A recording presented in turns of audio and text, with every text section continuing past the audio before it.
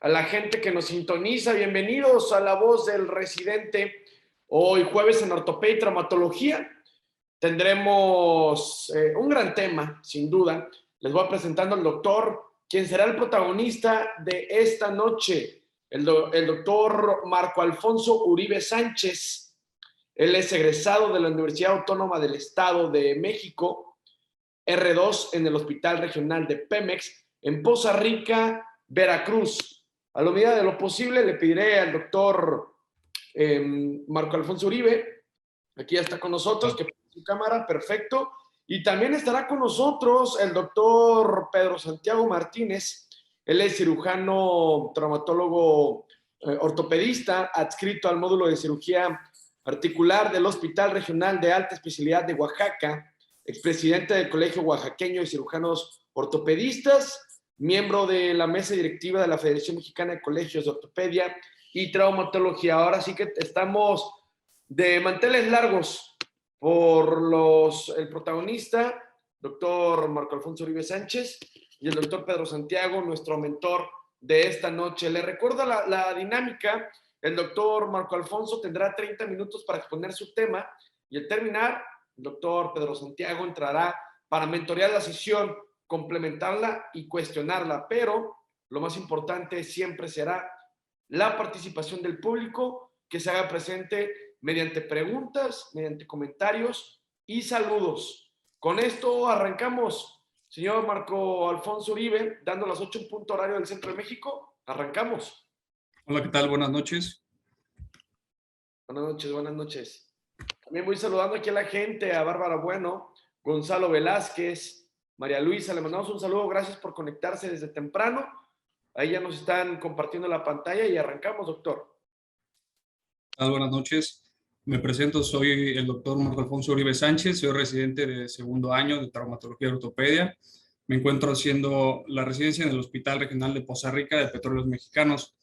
Me pareció importante hablar de un tema que se ve muy comúnmente en la especialidad, lo que es el reemplazo articular. Bueno, sobre todo encaminado a la prevención. Las infecciones periprotésicas, que son una complicación severa, se reporta que ocurren entre 1 a 2% de las artroplasías primarias, incrementa hasta el 4% de lo que son las artroplasías de revisión, se asocian a una alta morbilidad y mortalidad, requiriendo de manejo multidisciplinario complejo, que no solo incluye el cirujano ortopedista, sino también otros servicios, cirugía, infectología. Nos va a llevar también a cirugías de revisión, uso de antibióticos por tiempo muy prolongado, y es una carga muy significativa para los sistemas de salud por el costo de todos estos estudios y cirugías.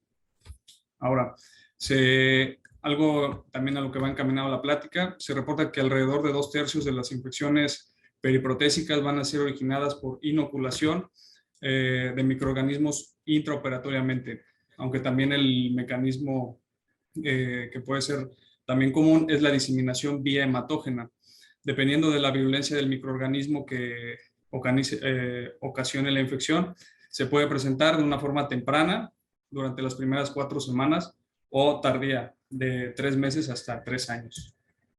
Entonces, la prevención se basa en las medidas antes de la cirugía, que empiezan mucho tiempo antes en algunas ocasiones, y durante la cirugía, también en el postoperatorio, pero nos vamos a centrar un poco más en el preoperatorio y en las medidas intraoperatorias. ¿Cuáles son los factores de riesgo? Pues evaluar las comorbilidades que pueda presentar el paciente. La obesidad es uno de los más importantes. La Asociación Americana de Cirujanos de Ortopedia asocia hasta 6 veces un mayor riesgo de infección en pacientes con obesidad. Se recomienda retrasar la cirugía en pacientes sobre todo con un índice de masa corporal mayor a 40 y si se asocia a otras comorbilidades.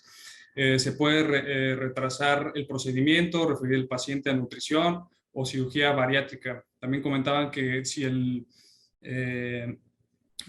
paciente presentaba un buen tiempo sin disminución de peso y además ya tenía una artrosis muy significativa, pues se puede llevar a cabo el procedimiento, obviamente con un alto riesgo y enfocándonos en las medidas de prevención intraoperatorias. y posoperatorias. Pero en general se recomienda diferir hasta que el paciente logre disminuir de peso. También la desnutrición tiene un riesgo de 5 a 7 veces mayor a desarrollar una complicación importante, sobre todo en la infección de sitio quirúrgico. Entonces debemos considerar la suplementación nutricional antes y después de la cirugía, vigilar los niveles de albúmina, de zinc, de transferrina. Ahora, la valoración preoperatoria, pues la optimización del paciente es clave, hay que tener una adecuada selección del paciente, empezar a educarlo desde las consultas previas, realizar los estudios de laboratorio y gabinete habituales, establecer una cuantificación de riesgo preoperatorio, ya sea cardiología, medicina interna. Algo muy importante también, hacer las correspondientes interconsultas a las diferentes especialidades para optimizar el tratamiento de las comorbilidades cuando sea posible. Puede ser simplemente medicina interna, cardiología, endocrinología, también reumatología. La diabetes, pues, es uno de los factores más importantes que tenemos que tener en cuenta. Una diabetes mal controlada incrementa hasta 2.8%, 2.8 veces el riesgo de una infección. Se recomienda que una hemoglobina glucosilada previa a la cirugía se encuentre en menos de 7. Algunos autores también refieren 7.5% previo al evento quirúrgico. También en el intraoperatorio, monitorizar que la glucemia capilar se encuentre entre 110 a 180 y el día de la cirugía menos de 180 en ayuno. También las artropatías inflamatorias, la artritis reumatoide o el lupus eritematoso aumentan el riesgo hasta 1.7 veces. Entonces, los inmunosupresores interfieren con la cicatrización y también aumentan las tasas de infección. Si es en la medida de lo posible, si se puede realizar, se recomienda suspender su uso 4 semanas antes de la cirugía y reiniciar los mismos una vez que haya una adecuada cicatrización y sin datos de infección. También hay múltiples estudios que asocian el tabaquismo con una constricción microvascular, hipoxia celular, lo que nos lleva a una mala cicatrización. Hay riesgo tanto en fumadores activos como exfumadores y el consenso general es recomendar no fumar al menos por unas 4 semanas previo al procedimiento. La infección de vías urinarias, pues siempre realizar un examen general de orina. En caso necesario, también un urocultivo durante todo el protocolo preoperatorio. Se refiere también, por ejemplo, evitar en la medida de lo posible el uso de introducción de sondas urinarias. Ahora, también algo que se ha estado haciendo recientemente es solicitar una valoración por odontología. La asociación entre patologías sistémicas y la microbiota oral siempre ha sido ampliamente estudiada. Sobre todo hay que centrarnos en pacientes que tengan una higiene oral deficiente, ya que tienen obviamente un incremento de la patología en cavidad oral. Estuve revisando, no existe tanta claridad respecto a la magnitud o frecuencia de las bacteriemias que provocan, las bacteriemias provocadas por la patología en cavidad oral y la asociación a infecciones periprotésicas, pero sí ha habido estudios donde se han aislado bacterias provenientes de la cavidad oral en las prótesis articulares. Entonces, la recomendación es pues solicitar la valoración odontológica previa a la cirugía de reemplazo articular, tratar de eliminar estos focos infecciosos, incluso mantener al paciente de presentar algún foco infeccioso en control, por lo mínimo una vez al año en el postoperatorio. También tener en cuenta la vitamina D, que tiene un importante papel en la homeostasis ósea. Los pacientes con una infección periprotésica pueden tener una deficiencia de vitamina D. Si encontramos niveles menores de 20 nanogramos, se puede administrar sustitución. Otro tema que es los pacientes portadores de Staphylococcus aureus. Hay que identificar a los portadores, ya que disminuye el riesgo. La identificación se lleva a cabo en las fosas nasales y el tratamiento previo se ha encontrado que disminuye el riesgo de infección. Entonces, se administran antibióticos nasales locales. El más recomendado es la mupirocina, ya que tiene también un mínimo riesgo de irritación nasal. De encontrarse positivo a el screening, se hace el tratamiento 2 veces al día durante al menos 5 días previos a la cirugía. Ahora, otro de los temas más importantes, la profilaxis antibiótica. Estaba revisando algunos estudios, comentan que el incremento de las resistencias de antibióticos ha hecho que se cuestione recientemente el uso de un solo antibiótico, que es lo tradicional. Sin embargo, pues la recomendación sigue siendo administrar al menos un antibiótico en el preoperatorio, basada en el peso. Se comenta incluso dosis doble o triple, también basada en el peso del paciente. El más recomendado pues es la cefazolina, administrar 1 gramo en solución. También, por ejemplo, en pacientes que sean alérgicos a cefalosporinas o que tengan otros factores de riesgo, se puede administrar vancomicina. La ventaja es que puede combinarse con la cefazolina o usarse de manera únicamente la vancomicina y va a reducir la tasa de infección, aunque una de las desventajas es el aumento de la resistencia a la vancomicina. La infusión debe terminar por lo menos de 30 a 60 minutos previo a la incisión cutánea.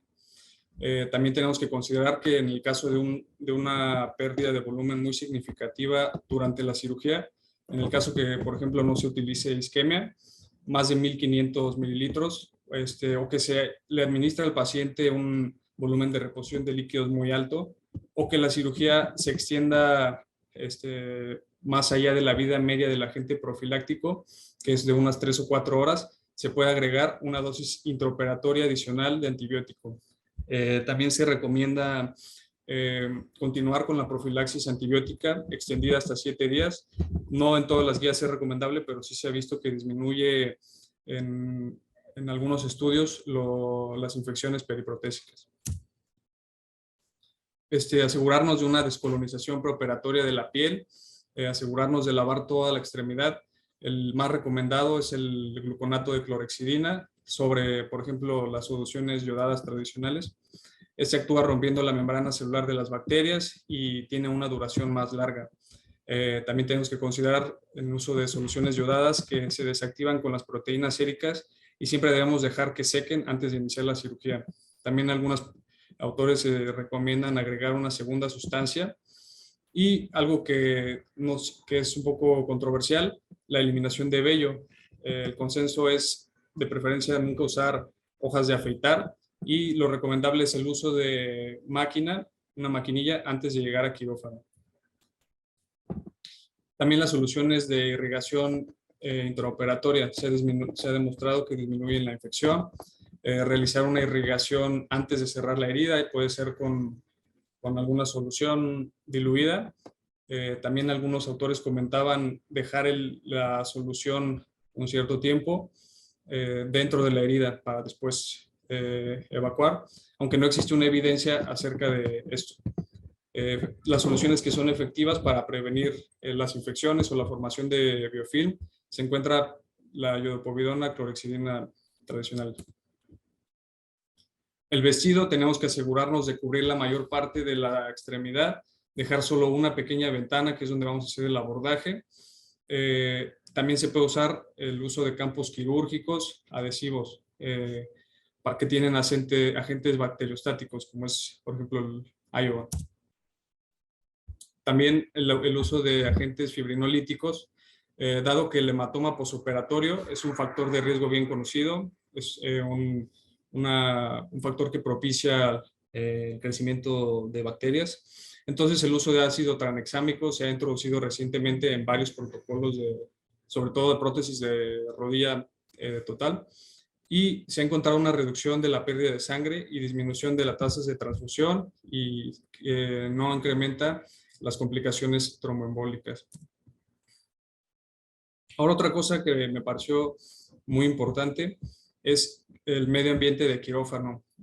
Sabemos que tiene que haber un sistema de preferencia, idealmente que tenga un flujo laminar, siempre usar trajes o máscaras apropiadas. El tiempo que estamos dentro del quirófano también es muy importante.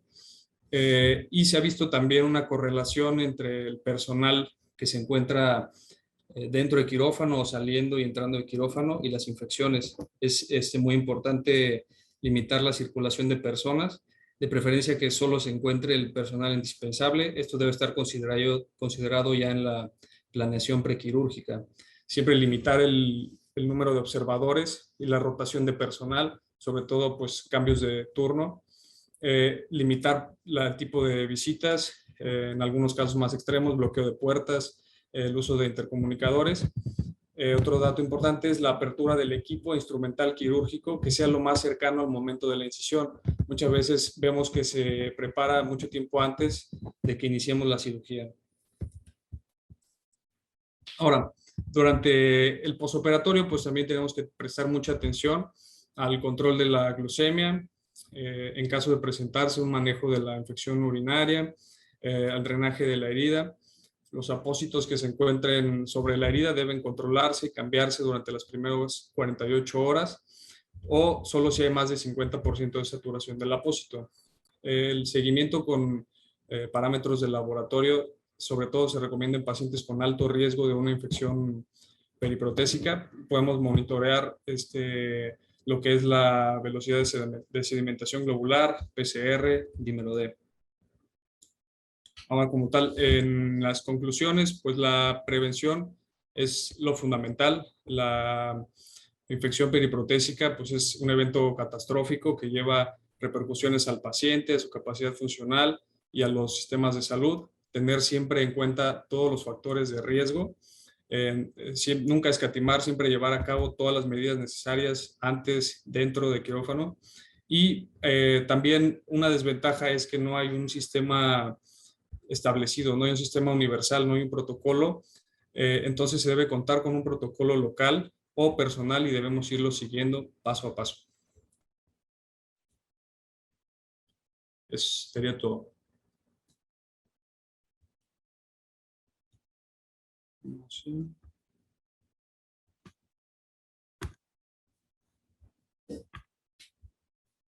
Doctor Santiago, ¿puede prender su micrófono y cámara? Perfecto. Primero que nada, felicitar, doctor Marco Alfonso. Muchas gracias por su presentación. Le voy a pedir que si deja de compartir pantalla. Y pasamos con el doctor Pedro Santiago. Adelante, doctor. Hola, buenas tardes a todos. Buenas tardes. Agradecer a Medical Legal Center la invitación y, por supuesto, el apoyo y este espacio que les brinda a nuestros residentes en toda la República para poder presentar sus temas. Y a nombre de la Federación Mexicana de Colegios de Ortopedia y Traumatología, la FEMECOT, a nombre muy especial del doctor Leonardo López Almejo, que es nuestro presidente, pues un agradecimiento y una felicitación a todos ustedes. Y en este caso, pues a ti, Marco, pues felicitarte. Un tema que, como bien dices, es complejo al final de cuentas porque a pesar de que hay protocolos, ¿sí? Y que hay guías en cuanto al manejo de las infecciones periprotésicas, es cierto también que el punto de la prevención es difícil. En nuestro medio, desgraciadamente en nuestro país, pues muchas veces nos atrevemos a hacer cirugías de este tipo en instituciones o en hospitales que no cuentan con la infraestructura como para poder en algún momento lograr la prevención al 100%. Cabe mencionar que efectivamente, como bien mencionaste en tu charla, la mayoría de estas medidas preventivas van a depender del cirujano, tanto las preoperatorias como las transoperatorias o transquirúrgicas. Quizás las posoperatorias ya tendríamos ahí que analizar bien la responsabilidad de cada paciente o de cada núcleo del paciente, la familia, por supuesto, el medio que lo va a apoyar después. Pero sí es real que en nosotros como cirujanos recae principalmente la responsabilidad de prevenir una infección periprotésica, sea en el momento de la cirugía, por todo lo que ya muy bien mencionaste, ¿no? Todas las condiciones que deben de presentarse en el quirófano, desde el liderazgo que puedas tú como cirujano representar para controlar el flujo de gente, para controlar o estar vigilando, pendiente. Muchas veces confiamos en los técnicos que llegan con el implante y muchas veces ellos no pueden no se saben ni siquiera lavar muchas veces, o en el momento de vestir sus campos, pasar el material, se pueden contaminar. Y algo que frecuentemente pasa es que cuando se contaminan, pues no avisan, ¿no? Claro. Creo que siempre ha sido, esa es una tarea de cada cirujano, darle confianza a su equipo quirúrgico para que en el momento de que se contamine, pues tenga la honestidad de decir, me contaminé y me voy a cambiar de guantes o me volveré a lavar o sacaré esta pieza, ¿verdad? Entonces, es importante el papel del cirujano, del líder, del ortopedista que lleva el liderazgo en la cirugía para poder controlar todos estos detalles que muchas veces pueden condicionar una infección periprotésica. Por supuesto, previo a la cirugía, también tenemos que intervenir porque, como bien conociste, o como bien dijiste, perdón, debemos conocer esos factores de riesgo y sobre ellos, en algún momento, actuar con las medidas de prevención correspondientes. Bien comentaste, pacientes que son de alto riesgo, ¿no? Diabéticos, por supuesto, que es lo que comúnmente en nuestro medio podemos encontrar, obesos, ¿sí? Pacientes con enfermedades concomitantes y específicamente la artritis reumatoide, que bien dijiste también que pueden tener alteraciones de la cicatrización o que están tomando medicamentos que en algún momento pueden inmunosuprimir. Y si nosotros no consideramos estos factores y en el transquirúrgico obviamos algún paso o nos confiamos de nuestro personal, nos confiamos a veces de enfermería y que no le ponen el antibiótico profiláctico o nos confiamos y no le insistimos a la familia que lleven a cabo las medidas posoperatorias de manera adecuada, pues va a ser muy probable que nosotros tengamos una infección periprotésica. Entonces, son factores que debemos nosotros conocer, pero más allá de que las conozcamos, creo que debemos de ponerlas en práctica. Marco, yo te felicito porque tu plática fue muy concisa, ¿sí?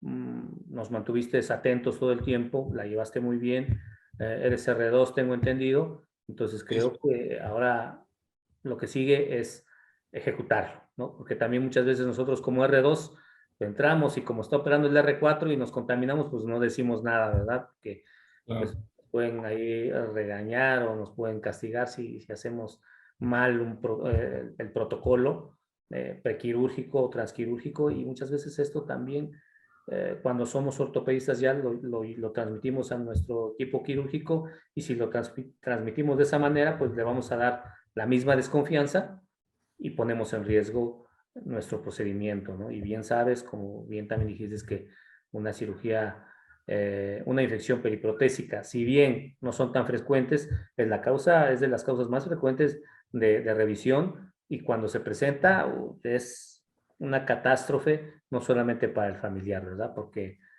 no solamente para el paciente, porque los familiares y nosotros vamos a dejar de dormir muchas noches, ¿no? Sí, Entonces, felicidades y felicidades a Medical Legal Center. No sé si tengas algo que agregar o si hubiese alguna pregunta Sí, que hay puedan contestar. felicitaciones en el Zoom por parte de Miguel Ulloa. Dice, buenas noches, felicidades desde Ciudad del Carmen, Campeche. Fidel Lagunes Montero pone, felicidades, doctor Marco, excelente plática. Muchas gracias. También nos preguntan, ¿qué tan recomendable es aplicar la enoxaparina sódica preoperatoria?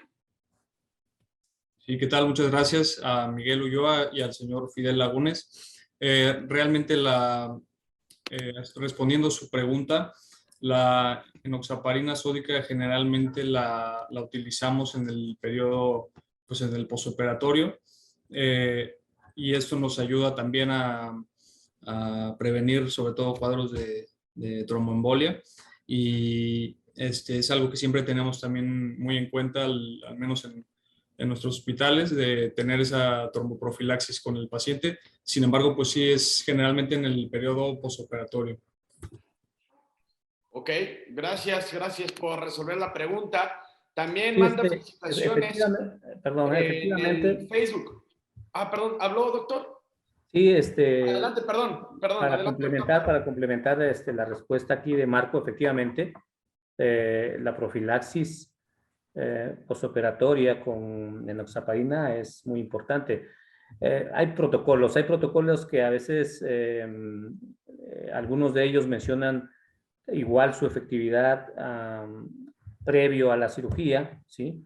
Otros en el momento de la cirugía, inmediatamente después de la cirugía, y otros con unas horas posteriores a la cirugía. Entonces, aquí existen diferentes protocolos y lo que sí es real, como dijo Marco, es que hay que utilizarla para disminuir el riesgo de tromboembolia, perdón.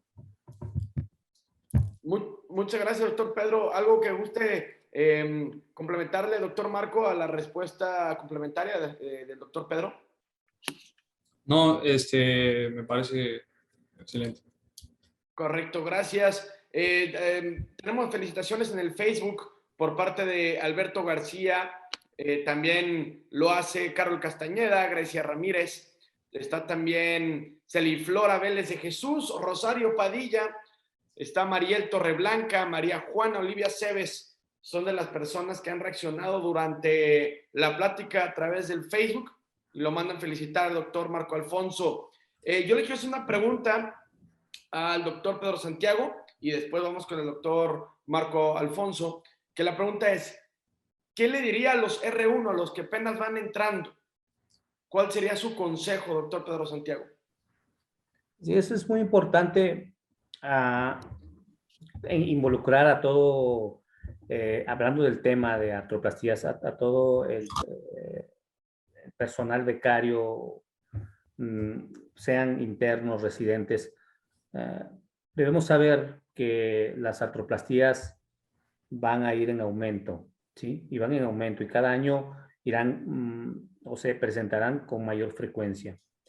Esto, por supuesto, que va a condicionar que también las infecciones periprotésicas vayan en aumento. Entonces, quizás una recomendación sería, en general, conocer los factores de riesgo precisamente que puedan condicionar una infección periprotésica y al mismo tiempo, conociendo esos factores de riesgo, conocer las medidas de prevención necesarias para evitar este tipo de complicación, por supuesto. Que se acerquen a sus R's de mayor jerarquía, que lleven los protocolos, cada hospital a veces lleva un protocolo específico, pero todos al final concuerdan en lo mismo, ¿no? Al final de cuentas, aquí las medidas preventivas están ya descritas y esos protocolos se tienen que seguir. Entonces, mi recomendación para los residentes que están iniciando es que se acerquen a sus residentes de mayor jerarquía, que tengan la confianza y que los apoyen, o que apoyen esta parte. En el quirófano somos un equipo y nadie es más ni menos. Debe haber un líder que es el cirujano, el que opera, pero el que lava la pierna, que a veces es el R1, debe de saber y sumar para que el procedimiento sea de lo mejor y el beneficiado al final de cuentas será el paciente. Por supuesto, también el equipo quirúrgico, pero lo hacemos por el bienestar de todos los pacientes. Correcto, muchas gracias por su respuesta, doctor Pedro Santiago. Doctor Marco Alfonso. Bueno, sí, yo nada más quisiera agregar que, pues efectivamente, independientemente de qué jerarquía tengas, en qué año de la residencia, pues todos somos a fin de cuentas un equipo y cada parte tiene que tomar siempre su responsabilidad y teniendo en cuenta que cada labor es muy específica, indicar el antibiótico adecuado, solicitar los estudios, los que sean necesarios, aunque se prolongue un poco más el tiempo de la cirugía, las valoraciones, y tener en cuenta que siempre siempre tenemos que tener responsabilidad porque realmente una infección de este tipo pues es algo muy negativo. Estamos esperando darle una mejor calidad de vida al paciente y una infección pues lo conlleva a hospitalizaciones, a mucho tiempo, quizá en un futuro otras cirugías, o incluso puede llegar a perder la pierna, puede tener alguna complicación muy importante y siempre tomar responsabilidad y tener en cuenta que el afectado va a ser el no llevar, por ejemplo, si omitimos algo, siempre ser responsables y decir, pues me contaminé, no tiene el antibiótico y no esconderlo para evitar alguna repercusión, porque el afectado finalmente siempre va a ser el paciente. Correcto, muchas gracias, doctor Marco Alfonso. No veo por el momento más preguntas. A ver, vamos checando aquí también el Facebook para ver si hay otra pregunta. Si no, pasar a las conclusiones. En efecto, no tenemos más preguntas, pasamos a las conclusiones. Ahora empezaremos con el doctor Marco Alfonso y concluimos con el doctor Pedro Santiago. Adelante, doctor Alfonso. Pues conclusiones, siempre apegarnos a, por ejemplo, en nuestros hospitales, siempre para la programación de algún paciente tenemos que llevar siempre paso a paso todo esto, pero es muy importante conocer la importancia de cada cosa, desde el laboratorio hasta la valoración odontológica, conocer qué es lo que tengo que hacer dentro del quirófano, qué es lo que tengo que hacer para cuidar el equipo o